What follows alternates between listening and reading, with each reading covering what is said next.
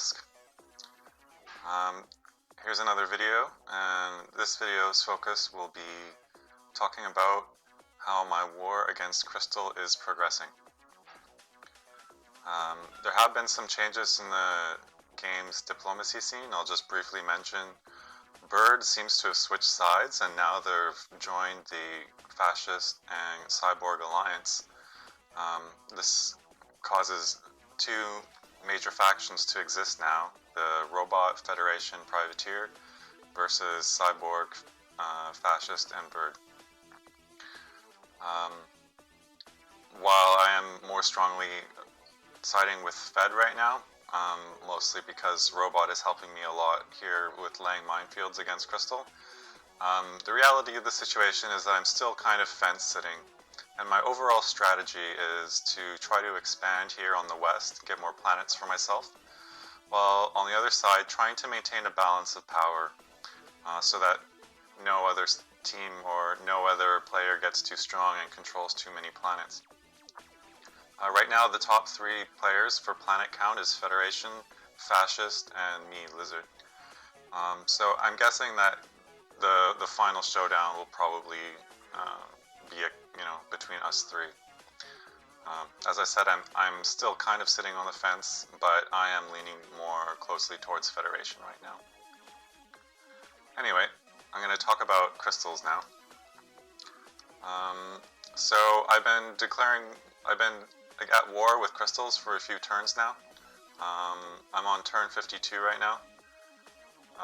Things started a few turns ago with my surprise attack, which I guess started turn 48. I started sweeping some of his minefields on turn 48, and so he instantly knew something was up. On the next turn, I sent up my Superstar Destroyer to his nice little max base here, with a Lizard class cruiser to help out, and that allowed me to take over that planet pretty easily without any resistance.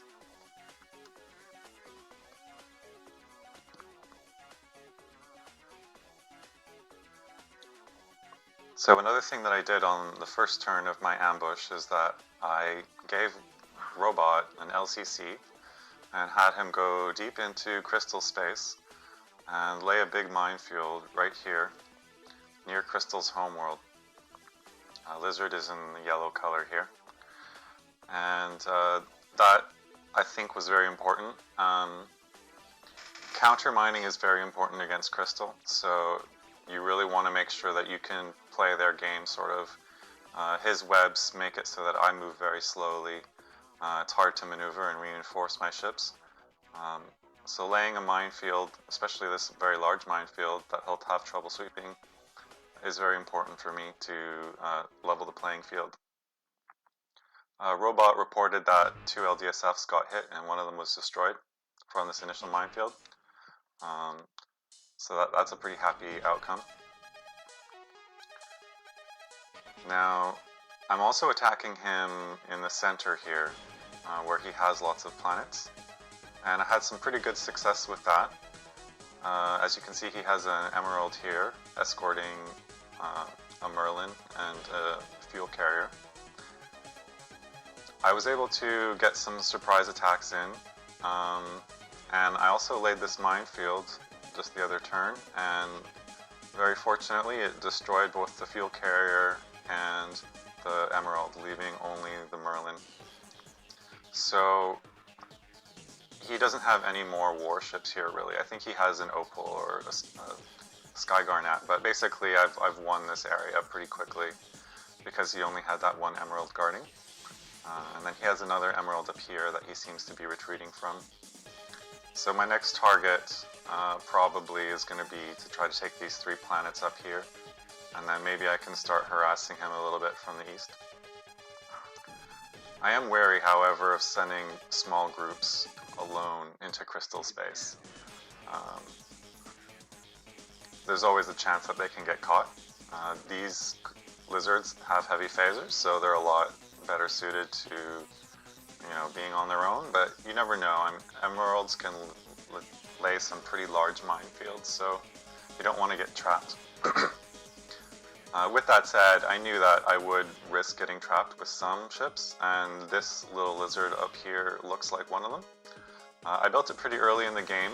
I built it knowing I would probably go against Crystal, so I built it without any torpedo tubes. The reason for doing this was expressly because I wanted to have some lizards that I could sort of send into deep strikes on high-risk missions, but if they were captured, it's not the end of the world because they don't have torpedo tubes, and that means that Crystal cannot use them to lay webs with. So if I lose them, yes, I'm giving the Crystal a cloaker, but it won't be a huge deal because they won't be able to use them to lay webs against me by surprise. So this LCC is a little bit overmatched here. There's some pretty big webs here, so I don't think that's going to work. He's probably going to get captured. My main fleet is down here. I have 3 Gorbies and a bunch of T-Rexes, which all have heavy phasers or heavy disruptors. I have another deep strike lizard here. He also does not have any torpedo tubes, just some disruptors. I'm holding him out kind of as bait, partly to see what Crystal will do.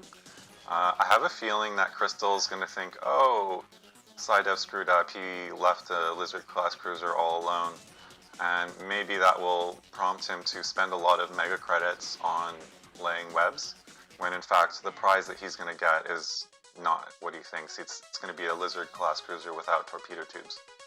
And he might also think that I'm going to take some risks trying to go rescue that ship go into his webs, but it's not really a big risk for me. Like I said, I have these ships that all have very heavy sweeping power. My hope is that he'll keep just like wasting a lot of mega credits, laying big minefields that I can then sweep up as he tries to sort of desperately get this LCC. So I kind of like this. I like looking like I'm weak a little bit. Maybe see how he's going to respond to my later attacks. See if he's going to try to take some opportunities to try to capture some ships and just sort of see how he's going to react in general to my attack. Because right now I don't really know much about his strategy. I don't know what he's planning on doing. I don't really know where his ships are either. Here on the west, there's another Lizard class cruiser with no torpedoes. And there's a few T-Rexes that are going to back him up. I'm not really sure what's going to happen here. I'm going to be pretty cautious because I know he's got at least one Emerald here. I think I can probably prevent these T-Rexes and Lizards from getting captured, but gonna play it safe for now. Just a quick overview. I'm gonna do an overlay of where the fuel is. You can see these circles here. They represent large fuel supplies. So this planet is amazing. It's providing a lot of fuel for me, and I'm bringing it with my neutronic fuel carrier over here. So while I'm pushing into here, it's a bit risky. I might get caught in webs, but I know at least I'll have a pretty good fuel supply to keep fuel coming to the front. This planet also has some decent fuel. It's going to allow me to keep some fuel going up here.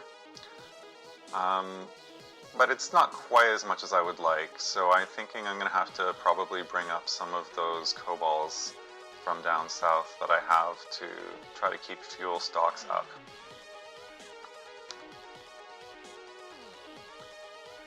The main threat that I face with crystals is probably their Crystal Thunder carriers. Those ships are not great, but they do pose a threat to me, especially in large numbers. I know that Rebel was building fighters for Crystal. I don't think he was building ships, so I don't think that Crystal has any rushes, though he might, that I don't know of. Probably, though, I think he just has some Crystal Thunders that he's going to try to maybe use in Swarm and try to get one of my Gorbies. Or maybe knock out some T-Rexes that way. But I'm not sure where they're located. The other threat that I potentially face from Crystal is some interference from Cyborg Fascist. You'll note that on turn 50 there was this fire cloud here. I did suggest actually that Cyborg Fascist get a fire cloud there so that Crystal could help slow down Fed by laying some webs. I don't think that Cyborg is going to want to fight me right now because I am still cooperating with him. I'm giving him some intel, even though I betrayed him a couple turns ago. I explained why I did it, and we seem to have an understanding. I think I'm still useful to him because I can provide some intel, and I've also promised him lots of mega credits. So for now, at least, I'm pretty confident that Cyborg doesn't want to attack me. Fascist, on the other hand, I think is a little grumpy and distrustful after he lost 2 victorious ships. I think Fascist is naturally also nervous knowing that I'm moving north through Crystal territory. Fascist was not a huge fan of this idea and discouraged me from doing it, instead thinking I should focus on Fed. But in my own interest, it really did make more sense to attack Crystal and try to get more planets. The downside of this approach is that once I defeat Crystal, most of my ships are going to be up here right on Fascist's border, and that's naturally going to make him nervous. And he's probably also going to think that there's a big possibility that I could team up with Colonies and then attack him. So that could happen. I might team up with Colonies against Fascist, or maybe even Fascist will try to team up with Colonies against me.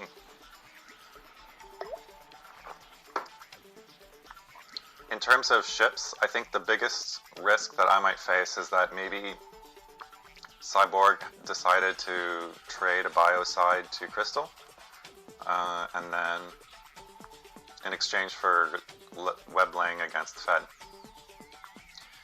If I do run into that, that will be a threat, but I think I can handle it because I have LCCs that can do the opening damage against a biocide, and then one of my Gorbies can then follow up and kill the biocide reliably. My Lizard crew bonus definitely helps give me an advantage in that battle. So basically, as long as I'm able to pick my battles, I can get a good PvP exchange against pretty much anything that Crystal can throw at me. I don't actually see how Crystal has much of a chance to win here, unless he takes advantage of some mistakes I have, or unless he just totally hits me by surprise. It looks to me like he's fighting a defensive action, and he's just sort of gonna fight tooth and nail and wait to die. I don't know what his plan is.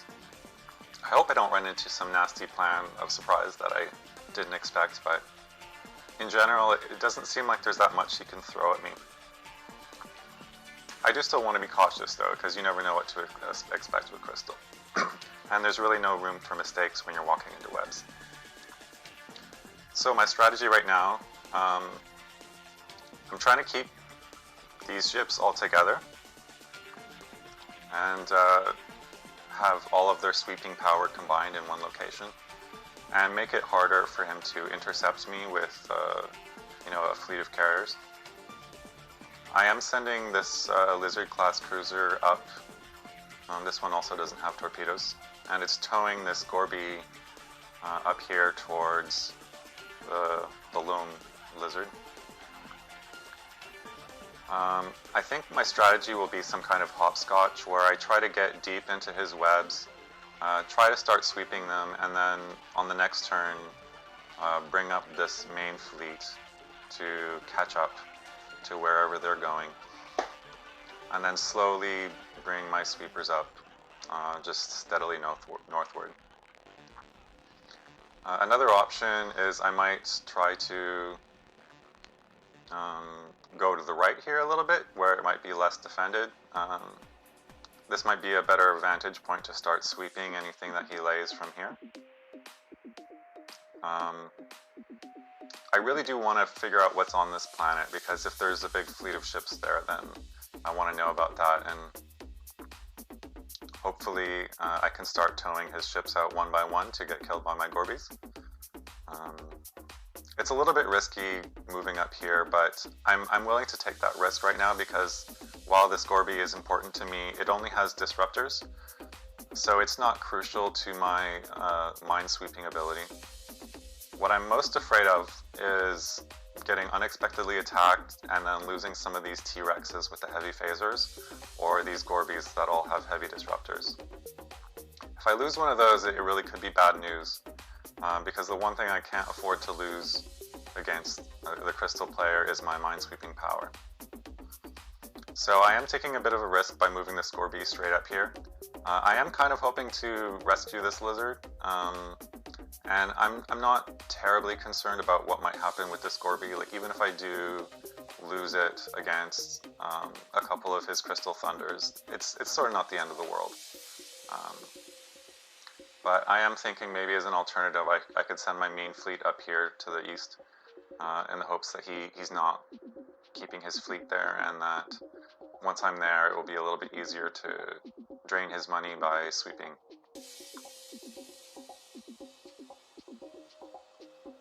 My ace in the hole here is my Super Star Destroyer, which I'm going to keep behind the lines. It's right here. What I do know from looking at the scoreboard is that Crystal has a lot of star bases. He has 31. That's a lot of star bases, especially for someone with only 40 planets. So I can expect that there's going to be a star base at almost every planet that I go to and try to conquer. So that will make the Super Star Destroyer really invaluable for me doing that. And I can also expect that all of those star bases are full of fighters because, as I said, Rebel was building fighters for Crystal. But that's not going to be a problem for me with my SSD. And in fact, it's good for me because once I capture that starbase, I'll have 60 free fighters. Lastly, bringing up the rear, I have a couple instrumentalities, and I also have some reptiles. These reptiles all have heavy phasers, and I've been building them after the ship limit with my priority points because they're very cheap and they have pretty good sweeping power for the amount of priority points that they cost. They're also good at taking these undefended planets here. The reptile has 50 cargo, so I can dump clans on those planets and I can take them most of the time. So they're a very good general purpose support fleet. I don't want to throw them up against the webs as my front line because they can't survive those web hits very well. They'll lose a lot of fuel quickly and with their small tanks, and they'll also take some damage, so they won't be able to recloak. So they're not my front line, but on the other hand, they are a very useful support that can add to my sweeping power. Lastly, in what's going on with Cyborg, I invited Cyborg back. I had him build a probe and then asked him to build another, to send it up here, where I'll build another starbase for him, I think. And then he's going to take over this avian planet that has 9 million population almost. I offered him this to get money because I know he needs money for his war right now. And I basically want to do whatever I can to stay friendly with him. Even if we're not going to be totally allied, I do want to maintain good relations with him so that I have flexibility going forward. If I can stay friendly with Cyborg by giving him mega credits, that can accomplish 2 goals. That can help him in his fight to counterbalance the Fed and their growing power. And it can also make it so that Fascist is less likely to go to war with me if I don't want him to. So I'm keeping my options open, trying to stay friendly, and maybe this will give me some extra options later in the game. As I said in a previous video, I panicked when Cyborg laid a minefield here, but I haven't heard any suspicious activity from Fed or Robot, so it seems that they trust me. So as far as I can tell, it just means that they haven't noticed that minefield, which is a very good thing for me. That allows me to kind of go back to the way things were, and again, keep my options open. I also have a bird base here. I don't know if I mentioned that in previous videos.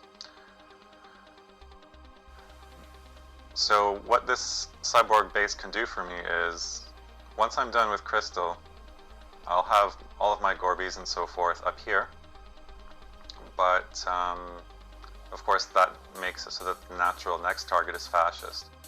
But if, supposing that Fed keeps getting more powerful, and Cyborg and Fascist are losing the war, I'm probably not going to want to attack Fascist, because that will only weaken them further while strengthening Fed, which can prevent me from winning the game. So in such a case, after I finished Crystal, what I would ask is that the Cyborg player will channel my fleet back down here, and then I will to Robot Surprise, have a very large fleet here that can start taking out his planets very quickly, and possibly knock him out with Fight or Fail, which would be a severe blow to Fed. If I could knock out Robot very quickly before Robot can give all his ships away to Fed, that would be a very severe blow to strike against the Fed-Robot alliance. Probably the way I would do that is I would try to build a lot of ground attackers, either Lizard-class cruisers or reptiles, and do some clan drop. Doing that, I might be able to take over a lot of Robot's planets within just a couple turns. And I will also have some help from Colonies, hopefully. Colonies has these Geminis that he's been building fighters with me, but he also promised to do some fighter minesweeping for me, so late in the game, who knows, maybe he'll be willing to do some fighter minesweeping against Robot, which would make my job even easier. But I don't know what's going to happen yet. As I said earlier, the bird joined the Cyborg Fascist Alliance, it seems, against Fed. So who knows, maybe Fed is on the back foot now and is going to have a tough time. If Fed does start to lose, then I will not attack Robot. Rather, I'll probably go for an attack against Fascist. And so those are the main options, basically. If Fed's still winning, I'm going to try to attack Robot. And if Fed starts losing, then I'll attack Fascist, maybe with the help of Colonies. And if they're both locked in a stalemate, well, that might be good for me, because I might have the most number of planets at that point. And at that point, maybe I could find some way of winning that doesn't involve going to war with either of them. Maybe I could use some diplomacy and just find some ways to start taking more planets in the middle. And then ideally, what I would really want is to forge some sort of alliance or brotherhood with another player saying, hey, would you like to help me win? Some players are disposed towards doing that. Some players are willing to play the Kingmaker role. So if I can make one really good friend, maybe they will decide, like, hey, Cydev has been cooperating well with me in this game, so why don't I reward him by helping him to win against some of the other players that I don't like. That would be an ideal solution. I don't know if anyone in this game likes me enough to do that, but we'll see.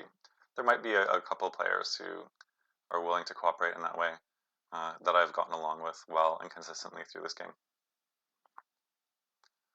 So this is my plan for now with Crystals. I'm going to keep harassing him on multiple sides up here in the north with my little dude, here in the west with a few T-Rexes, here in the middle with my lizards, and then with my main fleet slowly working its way up. So that's about all I have to say today. To Team Risk, if you want to talk to me about my crystal strategy, or if you think I'm making any critical errors or have some oversights, or if you just have any friendly advice, please feel free to message me in the Discord with your thoughts on tactics against Crystal. Alright guys, this is turn 52, championship game. See you soon. Bye.